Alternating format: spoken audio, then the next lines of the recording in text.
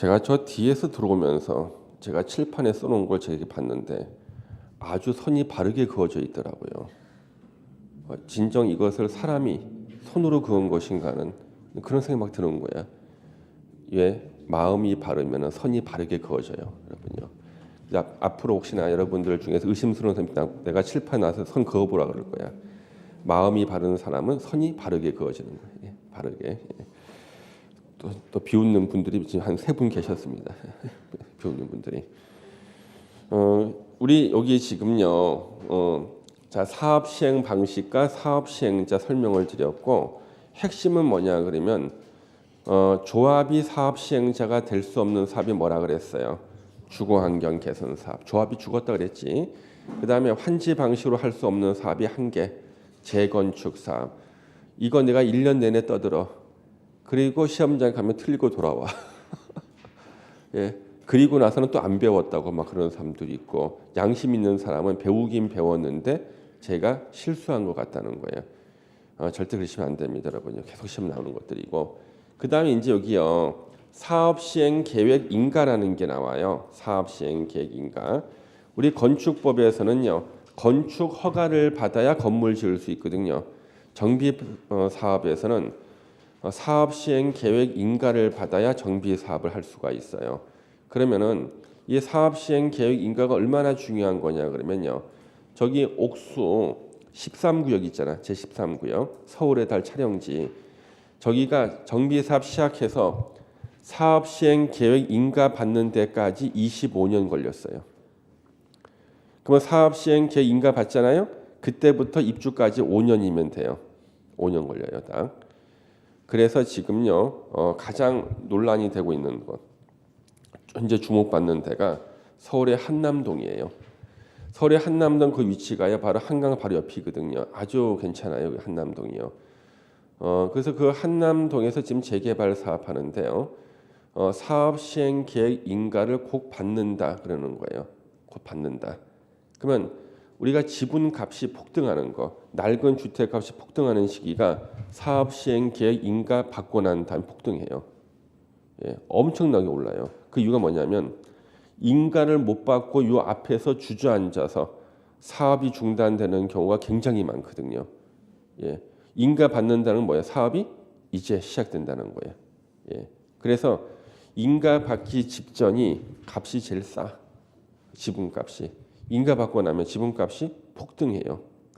그래서 사업 시행 계획 인가 받기 전에는 사람들이 낡은 주택을 못 사는 이유가 샀다가 인가 못 받으면요 망하는 거거든요. 그러면 여러분들이 만약에 이제 공인중개사가 중개업을 하고 있어 중개사로서 이제 재개발 지역에서 고객이 왔어요. 그러면 이 고객이 경험 있는 고객은 물어봐요. 저 사업 시행 인가 나왔나요? 아직 안 나왔는데요. 다음 달에 나온대요. 그리고 이제 이제 한남동 현재 다음 달 나온다 그런 게 벌써 5년 전부터야. 예. 고객이 왔어요. 다음 달 나온다 그래서 샀어. 안 나와. 그 현재 그 상태로 현재 5년 지났어. 그 이제 내년 봄에 나온다 그래 요즘에는 내년 봄에 내년 봄 내년 가을 해가지고 벌써 5년 지났어. 인가 나온다고 한 것만 벌써. 예.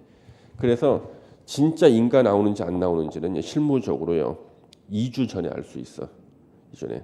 누가 아냐 그러면 조합장, 그 다음에 총무이사, 그 다음에 총무이사하고 친한 이사 몇 명, 다 아는 사람이 한 10명도 안 돼요. 조합에서. 그러니까 2주 전이면 알 수 있어. 진짜 인가 나오는지를요. 그러면 여러분들이 만약에 이제 조합이 임원이 됐어요. 이제 진짜 인가 나온지를 알았어요. 이제 확실히. 2주 전에 알 수 있거든. 그때 여러분들 어떤 일을 하시겠습니까? 이제. 예? 사야지 당연히. 그렇죠. 이제. 예, 사놓으면 그래서 바로 임원이 돈을 버는 게 바로 그거예요. 예, 그래서 임원이 돈을 버는 방법이 바로 이거기 때문에 재개발 조합의 조합 임원의 한 절반 이상은 다 공인 중개사들이에요. 이 말합니다.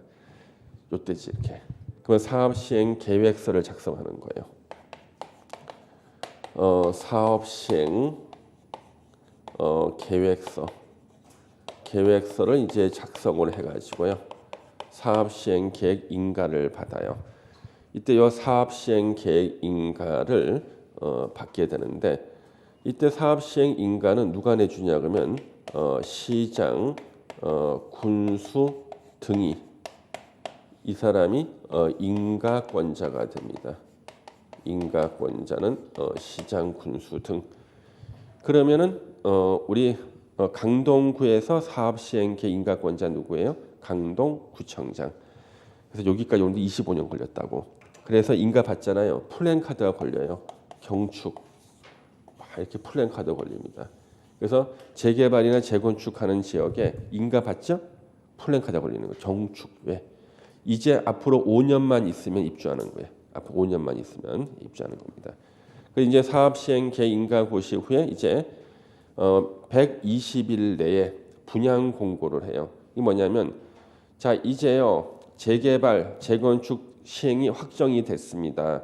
여러분들 중에서 새 아파트로 분양받고자 하시는 분들 분양 신청하십시오 하는 거예요. 그래서 이때 분양 공고할 때는요 계략적인 부담금하고요.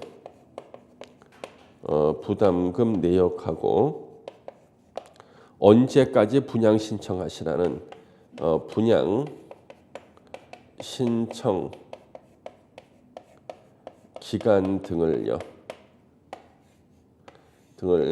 토지 등 소유자에게 통지해 주고요. 토지 등 소유자에게 통지하고요. 이것을 일간 신문에 공고하는 거예요. 이 공고 때문에 이것을 이제 분양 공고라 그러는 거예요. 그래서 당신이 지금 약 2억에서 3억 정도를 더 부담하시면은 30평대 아파트를 분양받을 수 있습니다. 몇 월 며칠까지 분양 신청하시면 되겠습니다. 해서 토지 등 소유자들에게 통지를 해주고 이것을 일간 신문에 공고한다. 이게 바로 분양 공고예요. 분양 공고가 나면은요, 이제 그 조합원들이요, 자 토지 등 소유자 다 지금 현재 다 조합원들입니다. 저 사람들이요, 저 조합원인 토지 등 소유자가요 분양 신청을 합니다. 대부분 다 분양 신청하겠죠. 근데 가끔 안 하는 사람도 있을 수가 있어요. 가끔 분담금 내기 너무 힘든 사람들 안 할 수도 있어요. 이때 분양 신청을 하지 않는 사람들은 이제 청산이란 말이 나오는 거예요. 청산돼요. 이렇게요. 예. 근데 이 청산이라는 말이 지금 바뀌었어요. 손실 보상으로 바뀌었습니다. 청산인데 지금은 공식 명칭이 손실 보상으로 바뀌었어요. 청산이라는 의미는 청산이에요. 예. 그래서 분양 신청하지 않은 사람은 그 사람 토지 건물 그 주택 있죠. 가격을 평가해서 돈 주는 건데 이게 청산하는 건데 법 조문이 손실 보상으로 바뀌었습니다. 자 관리처분계 인가고시가 있죠. 이때 제일 중요한 거 사용 수익의 정지가 일어나요. 사용 수익의 정지 그러는 거예요. 왜 사용 수익 정지냐 그러면 관리처분 계획은요 이거예요. 우리 낡은 토지 위에 낡은 건물이 있어요. 이렇게 꼬면 자국도 이렇게 있어. 꼬면 자국도 이렇게. 예? 이걸 부시고 새 아파트를 짓는 거예요. APT. 이걸 짓는 과정에 모든 얘기가 다 나오는 게 관리처분 계획이에요. 모든 게 다 나오는 게 관리처분 계획입니다. 그래서 낡은 토지 건물을 철거해 놓고 새 아파트를 지을 때까지 모든 과정이 다 나오는 게 다 관리처분 계획이다. 그래서 이 관리처분 계획 인가고시가 있으면 이제 사용수익 정지한 낡은 거 다 이주하는 거예요. 이주시켜 다. 그다음 동호수 추첨하는 거예요. 이주시킨다고요. 그러면 저때 이주를 시킬 때 조합에 연락이 와요. 몇 년도 몇 월 며칠까지 다 이주하세요. 이제 철거 들어가야 됩니다. 그럼 이 사람이 이주하잖아요. 이제 이주를 다 시키는데 바로 그 다음 날 이제 이주하는 사람도 있겠지만요. 이주를 잘 안 하고 버티는 사람이 있을 수가 있잖아요. 그래서 문제는 또 저 주택에 세입자가 있어요. 그러면 세입자가 먼저 나가야 돼. 그리고 이제 집주인이 전기, 수도, 가스를 끊고 키를 이제 채워. 근데 이 키를 조합에다 내면요, 그 집주인, 조합원들이죠. 집주인만 다 조합원들이니까 조합원한테 이주비를 무이자 대출을 해주는 거야. 이주비. 그래서 여기서 나오는 게 거의 이주비 무이자 대출이라는 게 나와 있대요. 이주비 무이자 대출을 해준 거예요. 무이자 대출해 준다. 요 이주비 무이자 대출은 누구한테 주냐 그러면요. 소유자 바로 조합원한테 주는 거예요. 조합원한테는 이주비를 무이자 대출해 주고 세입자한테는요. 이주비라 안 그래. 주거 이전비라 그래요. 주거 이전비, 이사비죠. 이전비를 무상 지급이에요. 조합원이 낸 조합비에서 무상으로 몇백만 원 주는 거예요. 이사비를 주는 겁니다. 자, 그래서 우리 가끔 가다가 저한테 와서 물어보는 사람이요. 질문을 똑바로 안 했기 때문에 답변을 내가 똑바로 할 수가 없죠. 그리고 나중에 화를 내. 예. 답을 틀리게 말해줬다고 나중에. 내가 이거 미치겠어요. 이런 사람들. 저는 답변 안 합니다. 그래서 시험 외의 질문을 받지 않는 게 한날 어떤 분이 와서 저한테 한 얘기가 재건축에 대해서 물어보고 싶다. 알고 싶다는 거예요. 그래서 제가 30분간 내 진짜 그 짜장면 시켜놓고 짜장면 불어 터질 동안 30분 동안 재건축 설명해줬어. 재건축. 근데 나중에 봤더니 이게 재건축이 아니었어요. 이 뭐였냐면 자기 집 부시고 새로 짓는 거였어. 그건 건축법상 개축이라 그래야 돼. 재건축이 아니라니까. 자기는 자기 생각이 자기 건물 부시고 새로 지니까 재건축이겠지만 이 재건축이 아니거든. 그는 건축법상 개축이에요. 예. 얼마나 화가 나든지. 예. 재개발 투자를 또 물어본 거야. 그래서 재개발 설명했는데 보니 나중에 재건축이더라니까. 예. 그래서 제대로 물어보지 않는 사람이 많기 때문에 답변 안 하는 거지. 여기서 바로 이거예요. 조합원한테 이주비를 무이자 대출해줘요. 철거 대상인 토지 건물의 감정평가에서요. 60에서 70% 정도 금액을 무이자 대출해 주는 거예요. 이 하는 이유는 이걸 받아가지고 전세주택에 살다가 완공되면 들어오라는 거예요. 근데 말은 무이자인데 이거는 실제 무이자가 아니에요. 이자를 조합비에서 내요. 자기가 냈던 조합비에서 이자를 지기 때문에 이것은 실제는 무이자가 아니라는 거지. 근데요. 이주비 대출을 갖다 조합원한테 주고 세입자한테는 조합원이 낸 조합비에서 글쎄 주거 이전비라는 것을 무상 지급이라고요. 이사비 지급, 이사비를 주는 거예요. 몇백만 원을요. 예? 300만 원, 700만 원 막 준다고요. 자, 그러면 어떡하냐 그러면 이제 관리처분 계획 인가 고시 후에는 다 이주하라 그랬잖아요. 이주 안 하는 사람들이 많잖아. 이주는 돈 가지고 장려를 하는 거야. 이주 장려는. 그래서 일단 제가 이제 조합원이잖아요. 그러면 저는 이주비를 무이자 대출받기 위해서는 해야 될 일, 전기, 수도, 가스를 끊고 자물쇠로 집을 채워. 그리고 이 키를 들고 조합 사무실에 가서 딱 내는 거예요. 전기, 수도, 가스 끊고 다 채우고 이 키를 냅니다. 그러면은 키를 딱 받는 동시에 옆으로 가세요. 그래. 옆에서 봤더니 그 조합하고 협약이 돼 있는 은행 직원이 대출 담당 직원이 웃으면서 앉아 있습니다. 이리 오세요. 바로 이주비 대출해 드리겠습니다. 바로. 그런데 문제는요. 내 집 밑에 세입자가 있을 때는요. 세입자가 먼저 나가야 돼. 그래야지만 나도 이제 전기, 수도, 가스 끊고 나갈 수 있잖아요. 세입자는 주거 이전비를 무상으로 받고 조합에다가 내보내고 이제 조합원인 나는 이주비를 무이자 대출 받는 거라고요. 근데 저 같은 경우는요. 옥수 12구역에 저는 지하 공장 소유자였어요. 저는 지하 공장을 갖고 있다가 아파트를 제가 분양받은 사람이에요. 지하 공장. 근데 지하 공장을 그냥 주면 안 돼. 지하 이게 방직 공장이었거든요. 예, 산동 내 방직 공장. 근데 이 공장에 세입자가 있었거든요. 근데 세입자가 안 나가요. 저는 전화 한 번 한 적 없습니다. 나가라고 전화한 적도 없어. 예, 근데 한 날 세입자한테 전화가 왔어요. 저 주인 아저씨죠. 그래서 예, 그런데요. 제가 혹시 이렇게 이사를 안 가면 주인 아저씨께서 혹시 이주비 무이자 대출 못 받는 거 아니신가요? 그래. 맞아요. 세입자가 먼저 나가야지만 저도 나가고 저는 이주비 무이자 대출 받게 됩니다. 그랬더니 이분이 자기가 이사를 가고 싶은데 이사비가 좀 부족하대요. 이사비를 좀 지원해 주신다면 자기가 빨리 집을 빼겠다는 거야. 그래서 제가 생활이 어려워서요. 이사비를 지원해 드리기 힘든데 나중에 돈 생기면 이사 가세요. 네, 그랬어요. 예. 저희 빨리 안 빼도 괜찮네. 아, 절대 괜찮다고. 저는 그 이 집이 무이자 대출 나중에 받아도 괜찮다고. 그랬더니 그러면 이분이 아 그러시냐 그러다가 제가 그랬어요. 그 내 걱정하지 마시고 본인 걱정이나 하시라 그랬어요. 무슨 말이냐는 거야. 거기 세입자는 주거 이전비를 무상으로 지급을 받게 되는데 무상 지급은 이건 선착순으로 지급하는 겁니다. 그랬더니 놀란 거야. 저 아무 때나 퇴거할 때 이주할 때 다 주는 거 아니에요? 그랬더니 아니에요. 선착순으로 지급하는 거예요. 그러면 늦게 가는 사람은 못 받는 거예요. 못 받으면 어떻게 해요? 조합 상대로 소송을 제기하시는 겁니다. 이 사람이 놀래가지고 전화 끊고 난 다음에 조합에 전화해 봤나 봐.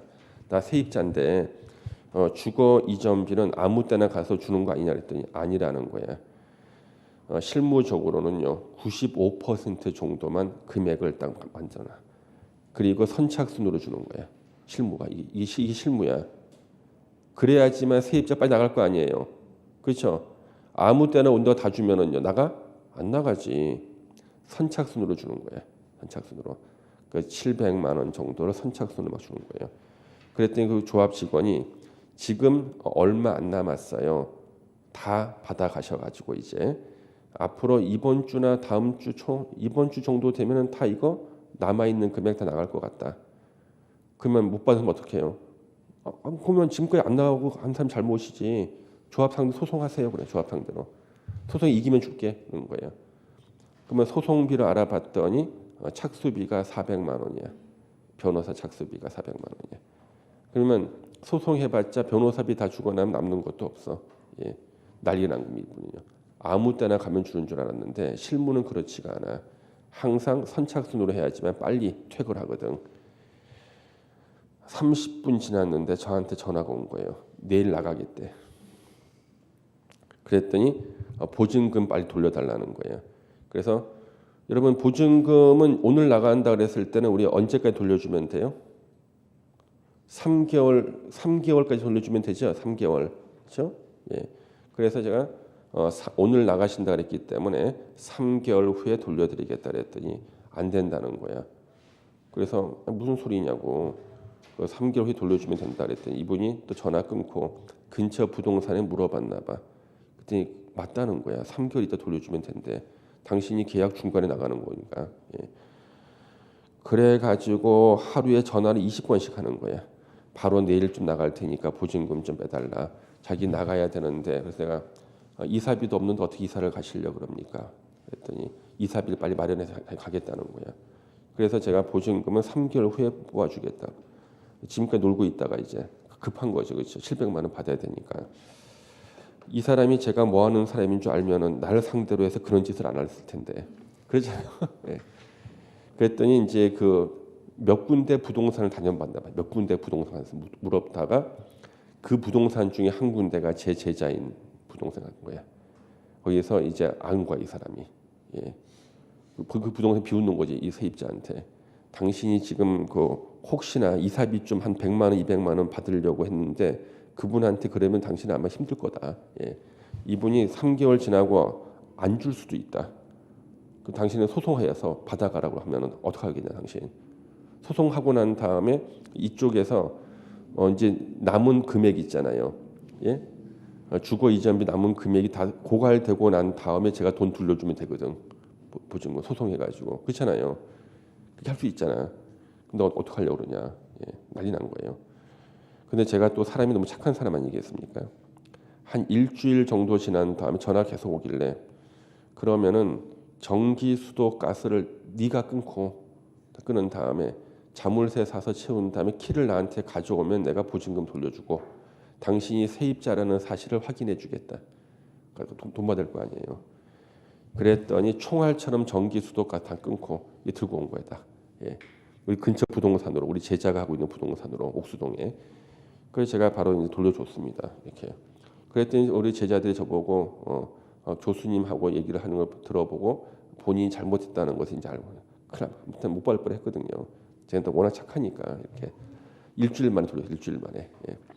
그리고 바로 이제 철거에 들어가야 되는데 바로 철거에 안 들어가는 거야. 예. 왜 안 들어가냐 그러면 자 이제 사용수기 다 정지됐잖아요. 다 이주했잖아. 이주하면은 이제 철거에 들어가야 돼요. 동호 수침도 같이 하면서 철거에 들어가야 되는데 철거에 안 들어가는 이유가 이제 밤이에요. 해가 졌어. 1500세대가 이제 다 이주했잖아요. 그 언덕 위에 이제 빈집만이 있고요. 아주 무서워. 예. 그래서 이제 마을 버스 같은 것이 이제 운행을 중단해 거기는요.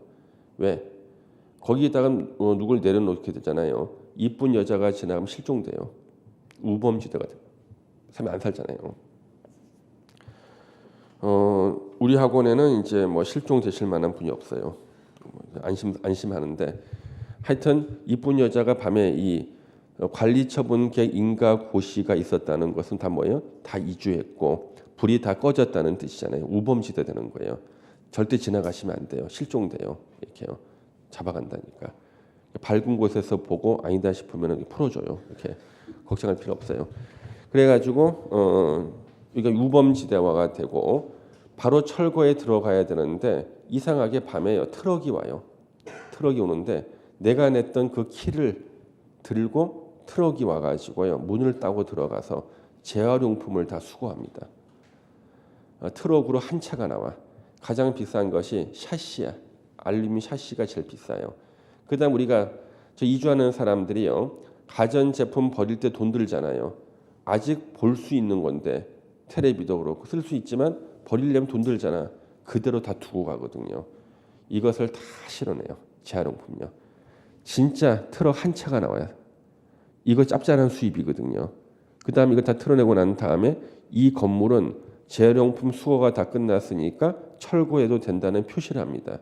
그 스프레이로 벽에다가 철거 대상 또는 공가 이렇게 써요. 공가 쓴다고요. 그러면 다음날 포크라인에서 왔으니까 철거를 해야 되는데 아침이에요. 지나가던 중학생들이 봤더니 벽에 낙서가 돼 있거든. 공가 철거 대상 써 있잖아요. 지네들도 스프레이를 하나 사서 1500세대 벽에다가 다 낙서하는 거야. 공가 철거 대상. 난리 났어요. 어느 건물에 이걸 털어낸지를 몰라. 그렇잖아요. 재활용품. 다시 다 확인해보고 이제 다시 쓰는 밑에다 별표라는 거예요. 별표 이렇게 하는 거예요. 이제 또 이제 중학생들이 아침에 학교 가는데 보니까 벽에 별표가 또 다 돼 있거든. 또 삽니다. 스프레이 사가지고 1500세대 별표 다 해놓은 똑같이 다 해놓는 거예요. 이 난리 났어요. 어느 집을 털어낸지를 모르잖아요. 지금 그렇죠? 예, 그래서 여러분들 왜 벽에다가 이렇게 보면 낙서돼 있는 거 있죠? 이 낙서가 아니라 재활용품을 털어냈다는 표시예요. 이게. 그런데 우리 정비법에는 이 재활용품을 팔아서 생긴 돈에 대해서는 규정한 바가 없어. 예. 엄청난 수익이죠.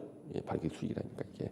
그래서 여러분들 혹시나 자기를 조합장을 시켜준다면 여러분들은 재개발 조합장 하고 싶어요? 재건축 조합장 하고 싶어요?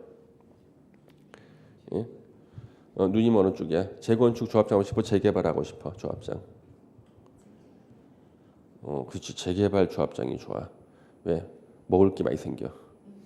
조합장은. 예. 재개발 조합은요. 진짜 자기 가만히 있어도 몸에 뭐가 막 달라붙어 돈이. 예. 재건축 조합장 절대 하면 안 돼요. 재건축은 너무 투명해요. 재개발에 비하면 아주 투명해. 예. 물론 그것도 물론 부정이 많은데 재개발에 비하면 투명하다니까. 상대적으로. 예. 그럼 재개발은요. 보세요, 저거. 예. 철거할 때도 법에 규정이 없어요. 재활용품에 대해서 그렇죠? 근데 이제 재앙수가 다 끝나다 그럼 철거합니다. 이제 철거하고 동호수 추첨에 들어가는데 자 동호수 추첨할 때는 옛날에 어떻게 했냐 그러면 제가 예전에 성남에서 제가 재건축을 했어요. 성남 수정구 태평동에서 우리 앞으로 재건축은 제가 재건축한 걸 가지고 공부할 겁니다. 성남시 수정구 태평동에 제가 재건축을 했는데 그때 이제 그 동호 추첨할 때는요 이만한 통에다가 손을 넣어서 공을 꺼냈어요. 그때는 어떻게 했냐면 이만한 통이 있어요. 통에다 공을 집어넣어요. 103동 1004호, 뭐 101동, 뭐 1001호 이런 식으로 공을 집어넣고요. 이제 사람이 손을 집어넣는 거야. 조합원들이 줄을 서가지고 이렇게 손을 집어넣어서 공을 꺼내면 자기가 분양받을 동 호수가 나오는 거예요. 이렇게요. 예, 저도 손 딱 집어넣습니다. 그랬더니 저하고 이미지가 비슷한 호수가 딱 걸리는 거야. 1004호 딱. 왜 웃어? 1004 딱 걸리는 겁니다. 딱 나오죠. 그래서 예전에는 이 공을 넣어가지고 추첨하는데 이상하게 조합장하고 조합 임원들은요 항상 로얄층이 걸리는 거야. 뭔가 이상해. 왜 그런가 봤더니 추첨하기 전에 로얄층 공을 갖다가요 끓는 물에다 좀 넣었다가 싹 넣어놓는 거야. 그래서 따뜻한 공을 찾으면 이게 로얄층인 거야. 아니면 이 공을 갖다가요 냉동실에 이렇게 넣어놨다가 추첨 직전에 딱 넣어놔. 통 속에 약간 차가운 공을 찾으면 또 로얄층인 거야. 그래서 이렇게 의심이 되는 짓을 하는 것처럼 보인다 싶으면은요 저같이 경험이 있는 조합은 어떻게 하냐 그러면요 추첨을 지연시키는 거야. 그래서 공이 제 온도를 찾을 때까지 기다려. 이제 조합장하고 임원들은 얼굴이 사색이 됩니다. 이제 빨리 추첨 안 하면 공이 제 온도를 찾거든. 그거 이제 못 찾잖아, 그렇지 않습니까? 예. 그래서 한동안 너무나 문제가 많이 돼서 지금은 추첨할 때 공을 탁구공을 쓰는 거예요. 공의 온도가 제 온도를 찾는데 가장 빠르게 찾는 것이 뭐냐면 탁구공이에요. 탁구공이 금방 제 온도를 찾고요. 냉동실에 넣으면 공이 쭈그러들고요. 그 다음에 끓는 물에 넣으면 공이 녹아버려요. 예, 그래서 탁구공을 쓰는다고 탁구공. 예, 장난 못 치는데. 그래도 새로운 수법이 또 나왔어. 탁구공 표면을 칼로 긁어요. 그러면 이렇게 손을 돌리면 이렇게 나와. 긁은 게 표가 나요. 이게 로얄층인 거예요. 예. 그래서 이제 요즘에는 어떻게 하냐 그러면 공을 안 꺼내고요. 금융감독원에 가가지고요. 전산 추첨을 합니다. 그래서 금융감독원에 조합장하고 조합원들 중에서 참관인 지원 신청한 몇십 명하고요. 가서 경찰관 입회하에 스위치를 눌러요.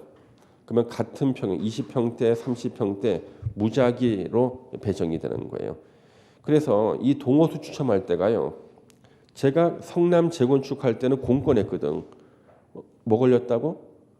1004호 걸렸는데 근데 이제 제가 옥수동 12구역 제가 재개발할 때는 추첨할 때는 바뀌어가지고 글쎄 이제는 전산으로 하는 거였어요. 금융감독원에.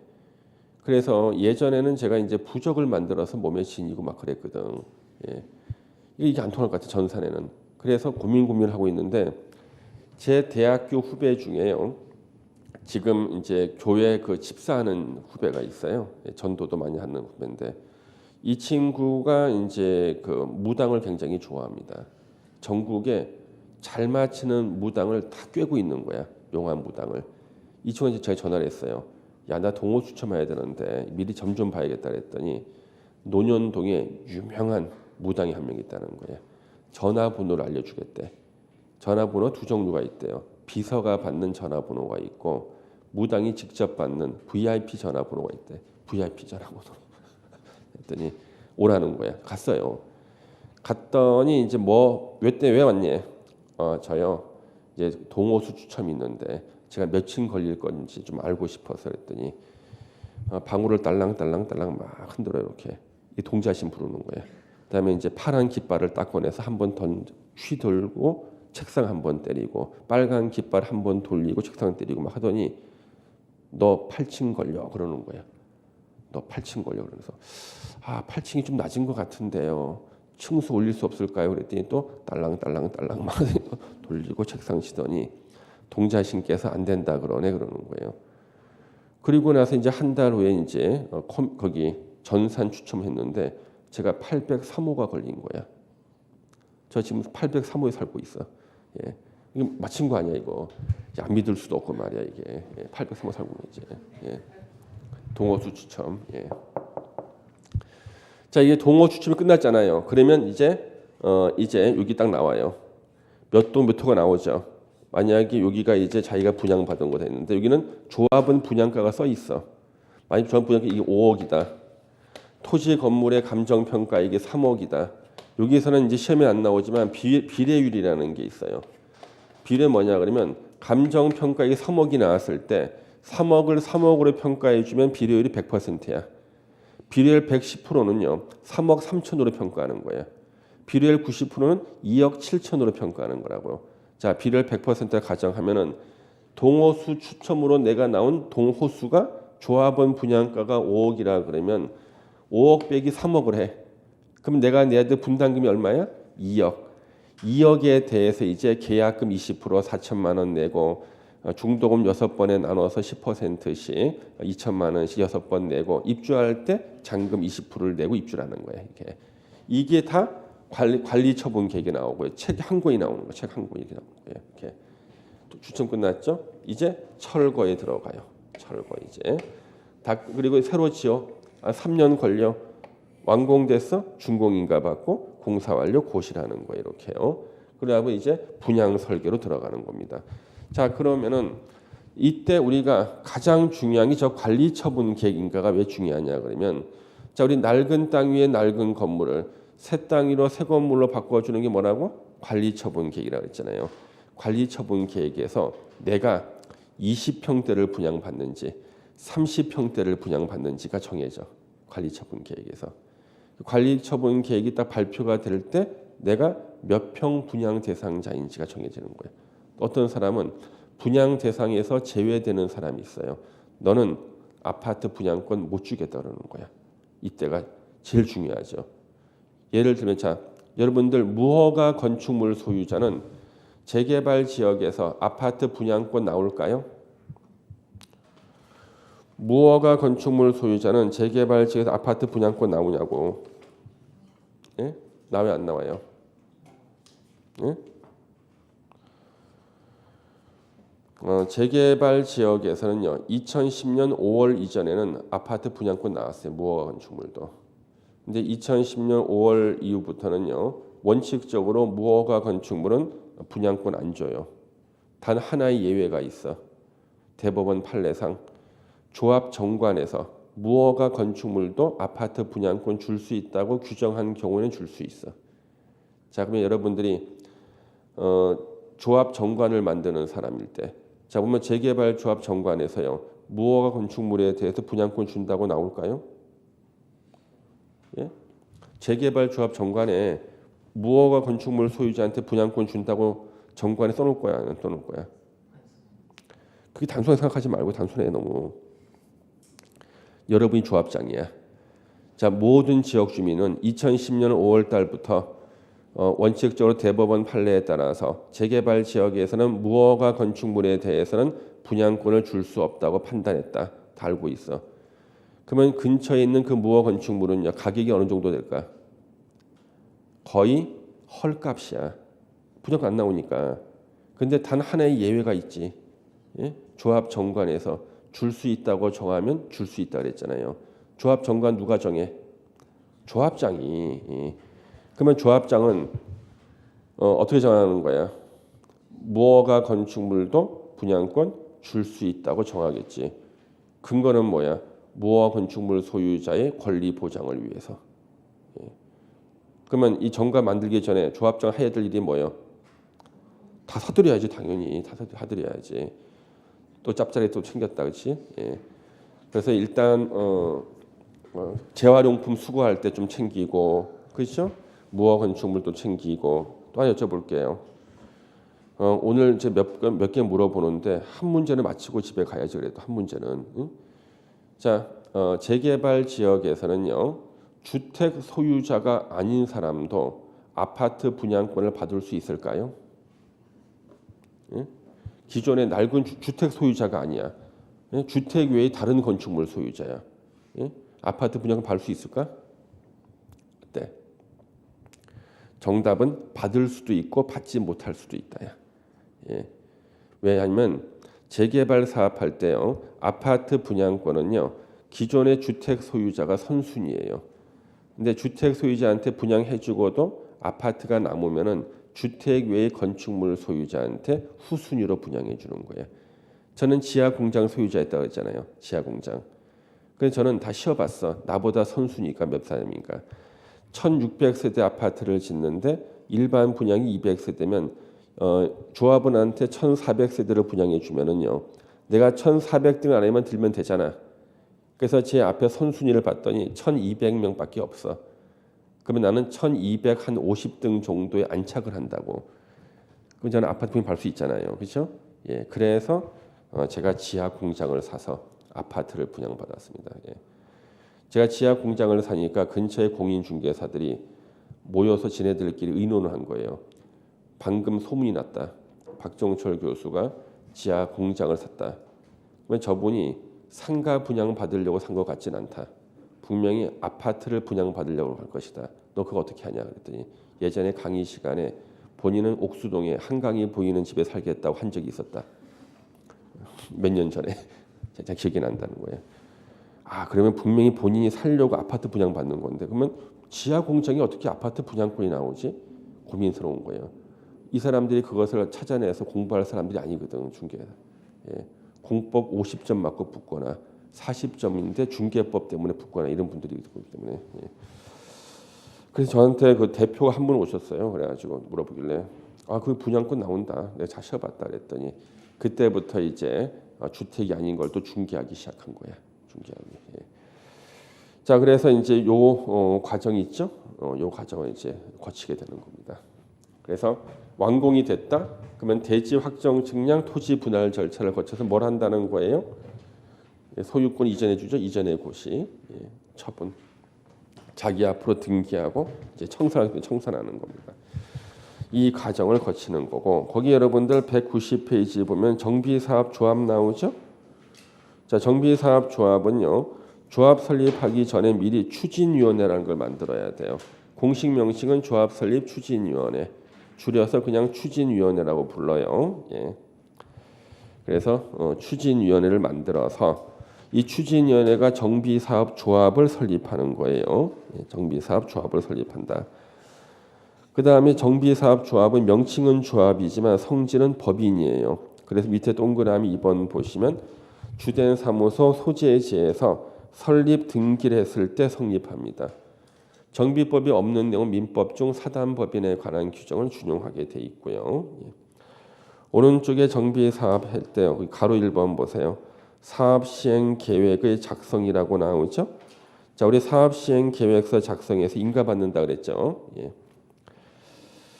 그 다음에 거기 밑에 가로 2번에 임시거주시설이나 임시상가 설치가 나오는데 두 개 사업 보세요. 주거환경 개선 사업과 재개발 사업은 철거할 때요. 임시로 거주하는 시설들을 설치하거나 주택자금 융자 알선 등을 하게 돼 있습니다. 그 다음에 밑에 관리처분 계획 인가라는 게 나오죠. 그래서 분양 통지, 분양 공고 보시면 사업 시행자는 사업 시행 계획 인가 고시가 있은 날로부터 120일 내에 토지 등 소유자에게 통지하고 일간 신문에 공고해야 된다. 자, 한 명이 토지 등 소유자 한 명이 시행하는 재개발은 통지할 필요가 없어요. 예.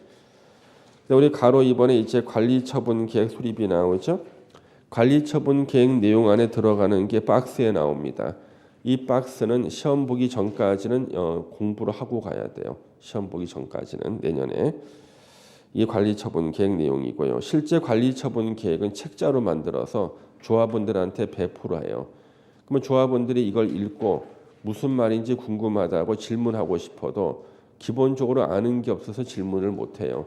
그래서 이런 것들 때문에 조합원을 한 자리에 강당에 모아놓고 관리처분 계획에 대한 설명회를 개최합니다. 보통요. 그 다음 193페이지 관리처분 계획의 기준이라는 게 나와요. 이 기준은 뭐냐면 낡은 토지 위에 낡은 건물을 새 토지의 새 건물로 바꿔줄 때는 일정한 기준이 필요하죠. 이게 바로 관리처분 계획의 기준인데요. 이 기준은 제가 지금 공부하려고 여기다 써놓은 것이 아니라 앞으로 우리가 이걸 공부해야 될 것이라는 것을 보여주려고 써놓은 거예요. 이거 여러분들 지금 공부하려고 하잖아요. 머리가 뽀개져요. 왜? 다른 법에 대한 모든 기초 지식이 만들어지고 난 다음에 이 기준을 보면 이해가 돼요. 여러분 민법하고 우리가 주택법까지 있죠. 공부를 다 한 다음에 다시 보시면은 요 관리처분 계획 기준이 이해가 되기 시작합니다. 특히 여러분 민법에 이제 뭐 구분 소유권이라든가 뭐 공유라든가 이런 것들 있죠. 다 배우셔야 됩니다. 지금 민법 진도 어디 나갔나요? 이번 주까지 민법 진도 어디까지 나갔죠? 이번 주에 그 물권법 나갔어요? 물권법 채권 나갔어요? 채권 나갔어요? 채권법 물권법에 저당권 나갔어요? 저당권 예, 물권 저당권 나갔어요? 그러니까 점유권 자 그럼 내가 물어볼게요. 여러분들이 민법 어디까지 나갔냐에 따라서 제 강의가 달라져요. 공법 강의가 점유취득시효 다 공부했죠. 그 다음에 소유권 공부했어요. 예, 호나 가공 첨부 다 공부했어요? 아직 안 했고 그 매장물 발견이나 무주물 선점 같은 거는요 아직 안 했고요. 용익 물권 했어요? 지상권, 지역권 했고 예, 그 다음에 저당권 했고 유치권 했어요? 예, 질권 안 했고 예. 그러면 우리 민법 공부가 다 끝나고 나면은요 우리가 이 부분을 이해를 할 수가 있어요. 예, 그래서 일단 여러분들은 올 겨울에는 이제 민법과 같이 한번 생활하셔야 돼. 민법과 같이. 공법 선생 입에서 민법 공부 열심히 하라고 나오잖아. 왜? 그래야지만 공법이 쉬워지기 때문에 그래요. 민법 열심히 하시고 여러분 운이 참 좋아요. 이 강의를 제일 잘하는 민법 선생님을 만났습니다. 우리나라 요 공인중개사학원에서요 민법 강의를 가장 잘하시는 분이 우리 선생님이세요. 최희 선생님이십니다. 예. 그래서 물론 뭐 얼굴은 제가 좀 더 나은 것 같습니다만은 이 민법 강의만큼은 우리나라에서 강의를 제일 잘하세요. 민법이요. 이제 운이 좋은 거죠, 여러분요. 그래서 민법 선생님께서 강의를 갖다가 매끄럽게 학생들한테 잘 못해주면 공법 선생이 힘들어요. 저는 이해관계인이야, 이해관계인. 예? 천만다행이야. 예? 그래서 최희대 선생님한테 민법을 배운다는 것은 일단 합격이 보장돼 있다. 예. 본인만 열심히 하면은 예. 천만다행이죠, 그렇죠? 본인 열심히 하면은 예. 일단 오늘 여기까지 공부를 하고요. 다음 주에 우리 건축법을 공부해야 되는데 건축법은 여러분들이 수업을 잘 들으시면은 다 이해가 되고 건축법 공부하고 난 다음에 길에 건축물을 보면은 느낌이 달라져. 예, 느낌이 달라집니다. 그래서 다음 주에 건축법 공부할 것이고 특히 여러분 민법 조금 더 열심히 해주세요. 그래야 공법이 더 쉬워질 겁니다. 우리 오늘 여기까지 하도록 하겠습니다. 자, 수고하셨습니다. 감사합니다.